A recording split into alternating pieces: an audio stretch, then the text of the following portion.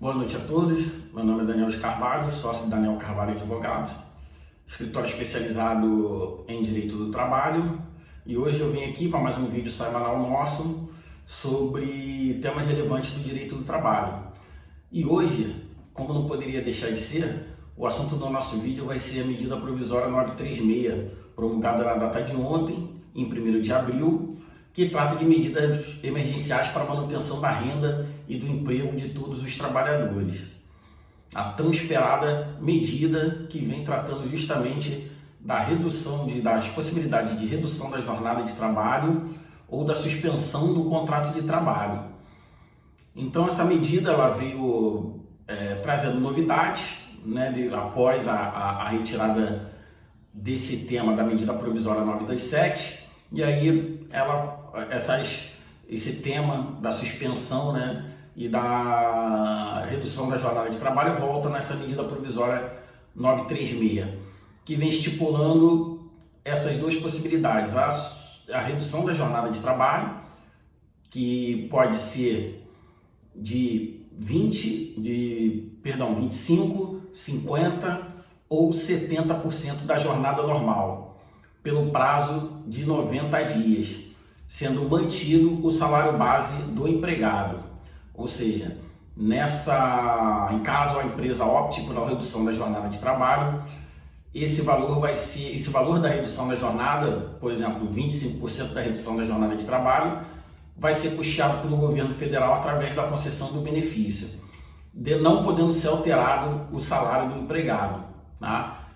O prazo de validade para a concessão desse benefício é de 90 dias, ou seja, o empregador, vendo a necessidade e querendo dispor desse benefício, ele celebrará um acordo individual, né, de trabalho com o empregado, estipulando as regras dessa redução de jornada, como a quantidade da jornada a ser reduzida, 25, 50 ou 75%, e ele tem um prazo de 10 dias contados da assinatura do contrato para que essa informação seja passada para o Ministério da Economia. Nós não sabemos ainda como essa informação vai ser passada, porque ainda, segundo a medida provisória, o Ministério da Economia vai estipular de forma administrativa como será feito esse procedimento para comunicação do acordo individual, bem como para pagamento do benefício. Então, por enquanto, o que sabemos é que o prazo para essa comunicação tem que ser de 10 dias. O prazo para pagamento do benefício é de 30 dias após a comunicação, tá? É importante, no caso do empregador, a gente explicar o seguinte ponto. Caso você perca esse prazo de 10 dias para a comunicação do acordo individual de trabalho, o que acontece? Todo o período que não for abrangido pela concessão do benefício, você terá que arcar. Ok? Então, quando você entrou com um acordo individual, comunicou ao Ministério da Economia dentro do prazo de 10 dias, ok, a concessão do benefício vai ser contado, terá um prazo de 10 dias, de 30 dias, contados da comunicação, sendo que na hora do pagamento ele vai abranger o período anterior à comunicação também. Caso você informe após o prazo de 10 dias, aí esse prazo que você deixou de comunicar vai ser arcado pelo empregador. Então vamos supor, o empregador celebrou um contrato individual, um acordo individual, e só comunicou 30 dias após.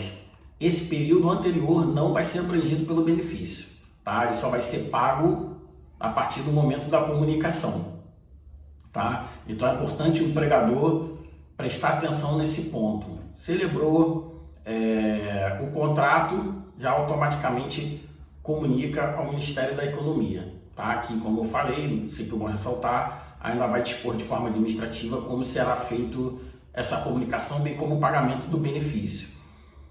O acordo ele tem um prazo de validade enquanto durar a pandemia ou quando terminar o prazo estipulado, ou quando terminar o prazo estipulado ali em contrato entre as partes, ou quando o empregador entender que não há mais necessidade de que esse acordo seja mantido, tá? O mesmo ocorre para esses casos com a suspensão do contrato de trabalho. A diferença é que a suspensão do contrato de trabalho ela pode ser feita por até 60 dias, dentro desses prazos podendo ser renovado uma única vez, por um período de 30 dias. O que isso significa? A empresa pode celebrar a suspensão do contrato de trabalho de forma corrida, os 60 dias corridos, suspender automaticamente por 60 dias, ou se ela preferir, ela pode suspender pelo prazo de 30 dias, podendo depois, caso veja necessidade, prorrogar por mais um prazo igual que de 30 dias. Tá? O benefício vai ser pago, nesse caso, integralmente pela União, né? A remuneração, no caso, o salário, e os benefícios salariais continuarão sendo pagos pelo empregador. Ou seja, o que a União vai arcar é apenas com os salários. Os benefícios continuarão sendo pagos pelo empregador. Tá? Durante esse período vai ficar suspenso o recolhimento previdenciário. Então a lei dispõe que o empregado deverá emitir um boleto no site do INSS para pagamento, para recolhimento como contribuinte facultativo. Tá? Se o empregado não fizer isso, durante esse período não vai ter o recolhimento previdenciário. Tá ok? Já falamos do prazo. Deixa eu ver, eu acho que tinha mais algum ponto interessante aqui. A cessação pelas mesmas formas, tá? Da redução da jornada de trabalho, ou seja, com a cessação do estado de calamidade pública, da data do termo final do acordo, ou então em caso o empregador veja necessidade de encerrar o contrato, ele veja que ali não tem mais necessidade dele dispor desse benefício. Outra coisa que é importante informar também, em caso de suspensão do contrato de trabalho, de forma nenhuma o empregado pode trabalhar, nem remotamente. Caso isso ocorra, o benefício vai ser automaticamente suspenso e o empregador pode sofrer sanções administrativas e judiciais por parte da União. Tá? Então, é importante, como eu falei, que nesse momento prevaleça a boa-fé. Concedeu a suspensão do contrato de trabalho, não pode colocar o empregado, por exemplo, para trabalhar de forma remota, para trabalhar à distância. Suspendeu o contrato é para estar suspenso, é para não trabalhar. Caso contrário, a empresa pode sofrer sanções administrativas e judiciais, tá? Porque isso vai ficar caracterizado como fraude, tá ok?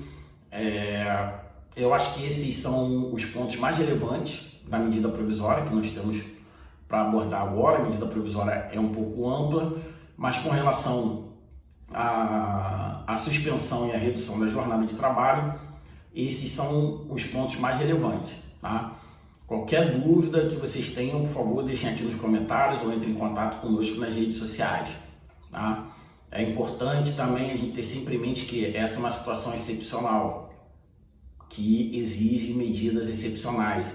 Eu sei que de repente nem todo mundo vai ficar satisfeito com as medidas que estão sendo tomadas, mas eu acredito que elas estejam no caminho certo para que a gente trabalhe no sentido de que seja mantido os empregos das pessoas, assim como as rendas, tá bom? E que a gente diminua aí bastante o impacto na economia, tá ok? Então, muito obrigado pela atenção de vocês, uma boa noite, um bom final de semana a todos e até o próximo vídeo.